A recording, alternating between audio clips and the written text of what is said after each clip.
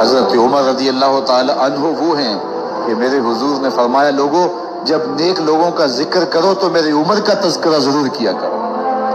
میرا عمر وہ ہے کہ جب وہ ایک سمت سے آ رہا ہو، ایک گلی اور بازار سے آ رہا ہو تو شیطان بھی آ رہا ہو، عمر کو دیکھ کے راستہ تبدیل کر دیتا ہے۔ حضرت عمر رضی اللہ تعالی عنہ کی طبیعت کے اندر جو جاہ و جلال تھا، طبیعت کے اندر جو سختی تھی، وہ اسلام کے اندر آ کر بھی قائم ہے۔ اور آپ نے وہی سختی، وہی جاہ و جلال جو پہلے مسلمانوں کے خلاف تھا، اب کفار کے خلاف، منافقین کے خلاف حضرت عمر کی طبیعت کے اندر وہ جوش و خروش بدستور موجود ہے۔ لیکن جس دن آپ خلیفہ بنے تو اس دن آپ نے ممبر پہ چڑھ کے جو خطبہ دیا اس میں کہا لوگوں میں سخت اس لیے تھا کہ رسول اللہ نرم تھے، پھر میں سخت اس لیے تھا کہ حضرت ابوبکر صدیق نرم تھے، اب میں تخت خلافت پہ بیٹھا ہوں، اب میری سختی جو ہے وہ نرمی میں تبدیل ہو، صرف فاسقوں، فاجروں اور باغیوں کے لیے میں سخت ہوں، باقی تمہارے لیے نرم ہوں۔ سب سے کم جو تنخواہ بیت المال سے اگر کسی وجود نے دی ہے تو وہ حضرت عمر رضی اللہ تعالیٰ نے صرف 2 جوڑے لیتے تھے سال میں، اور راوی کہتا ہے کہ میں نے دیکھا ہے کہ اس میں بھی 17 پیوند لگے ہوتے۔ جب کوئی بھی شخص مسلمان ہوتا تو کفار اس کو مارتے، زود و کوب کرتے، ظلم کرتے، ستم کرتے، گھسیٹتے بازاروں میں، لیکن حضرت عمر ایمان لائے تو ایک ایک شخص کے دروازے پر کھڑے ہو کر کے کہا کہ تم کمزوروں کو مارتے تھے، میں تمہیں بتانے آیا ہوں میں محمد عربی کا نوکر بن گیا ہوں۔ بلکہ آپ نے اعلان کیا جس نے اپنی بیوی کو، بیوہ اور بچوں کو یتیم کروانا ہو اور اپنے ماں باپ کی کمر کو جھکانا ہو وہ عمر کے مقابلے میں آئے۔ محدث دہلوی علیہ رحمہ فرماتے ہیں کہ 17 مقامات پہ قرآن مجید میں حضرت عمر کی رائے کے مطابق قرآن نازل ہوا۔ یہ اللہ نے حضرت عمر کو شان عطا فرمایا۔ سارے صحابی رسول کریم صلی اللہ علیہ وآلہ وسلم کے مرید ہیں، لیکن جناب عمر میرے حضور کی مراد ہیں۔ اسلام لانے کے بعد حضور سے پوچھتے ہیں حضور کیا ہم حق پر نہیں ہیں؟ ہم حق پر ہیں۔ اللہ کا دین سچا نہیں ہے؟ کہا اللہ کا دین سچا ہے۔ آپ اللہ کے سچے نبی نہیں؟ فرمایا میں اللہ کا سچا نبی ہوں۔ تو کہا پھر ہم چھپ کے عبادت کیوں کریں؟ حضرت عبداللہ ابن مسعود رضی اللہ تعالیٰ عنہ فرماتے ہیں عمر کا اسلام لانا اسلام کے لیے عزت کا سبب بنا، اسلام کے وقار کی علامت بن گئی۔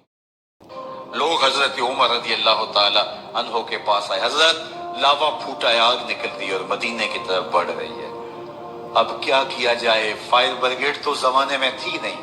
عمر نے اپنی قمیض اتاری، جس قمیض پہ 17 پیوند لگے ہوئے تھے چمڑے کے، کہا یہ قمیض لے جاؤ، جدھر آگ بڑھ رہی ہے آگے ڈھالنا، آگ پیچھے بھاگ جائے۔ زلزلہ آتا ہے تو زمین پہ درہ مارتے ہیں، زمین رک جا، کیا عمر نے تیری چھاتی پہ عدل نہیں دیا؟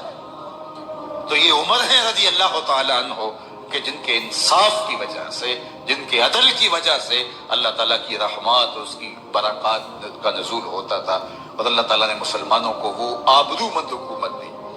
کائنات کی تاریخ کے اندر ایسی حکومت آپ نے نہیں دیکھی ہوگی جو حضرت عمر نے حکومت کی ہے۔ یہ فتح بیت المقدس کا موقع بھی ہوئے تو یہودی مطالبہ بھی کر دیں عمر آئے گا تو چابی دیں گے، تو پھر بھی حضرت عمر پورے صحابہ 10 مبشرہ کو لے کر نہ جائیں، پترا دھیا نو نال لے کے نہ جان، ایک غلام جان تو ایک عمر جان۔ ہاں جی، مدینے تو چل کے بیت المقدس حضرت عمر انج گئے تو غلام نو فرمایا سفر لمبا ہے، 2 سواریاں نہیں لے سکتے، ایک قوم دا خزانہ سی لوٹ نہیں سکتے، سواری ایک کوئی ہوئے گی، عمر کو ضرورت ہے اور تو بھی اس پر سوار ہوگا، میں بھی اسی پر، باری باری۔ اور جب یہودی کتابیں لے کر کھڑے حضرت عمر بیت المقدس پہنچے تو یہودی مولوی کہنے لگے اگر اس وقت اللہ کی شان کہ اس وقت سوار ہونے کی باری غلام کی آ گئی، حضرت عمر کے نکیل پکڑنے کی باری آ گئی، تو آپ نے یہ نہیں فرمایا یار ویکھتے سے تھوڑا جا خیر ہے عمر سوار ہوتے پتہ لگے عمر آ رہا، نہ انہیں پتہ سی اینج نہیں بات گل میں ہو رہے۔ میں آکھا اقبال 36 لاکھ مربع میم جو حکمران ہومن تے شانہ عمر حضور فرمایا میرے بعد کوئی نبی ہوندا تے عمر ہوندے، عمر دے راستے تو ویکھ کے شیطان راہ تے نس پاوندے، عمر دی زبان تے حق بولدا ہے، یہ ساری شانہ عمر تے میں کہا اقبال غلام پھر سوار ہوئے تے عمر نکیل پھر پکڑ لوے، کیوں آیا؟ کہنے لگا تیری نگاہ ناز سے دونوں مراد پا گئے۔